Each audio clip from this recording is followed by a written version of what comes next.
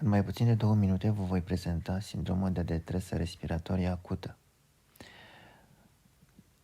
Începem cu începutul. Definiția este un PAFI mai mic de 300, un PIP sau un PEP mai mare de 5, opacități bilaterale și evoluție mai mică de 7 zile. Astea sunt criteriile de la Congresul Berlin 2012. Un sindrom de detresă respiratorie acută în fază incipientă se tratează cu o ventilație protectivă, 6 ml pe kilogram, o presiune de platou de 30, un PEP mai mare de 5 și supraveghem evident totul, inclusiv hipercapnia.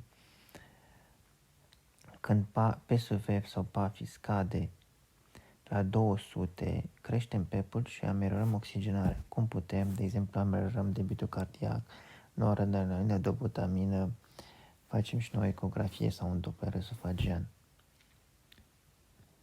Apoi, dacă PAFI scade la 150, discutăm coronarizarea și decubitul subventral.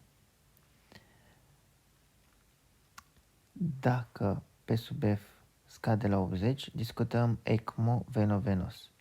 O prezentare foarte frumoasă și, practic, toate ideile principale sunt expuse aici. Vă mulțumesc, la revedere!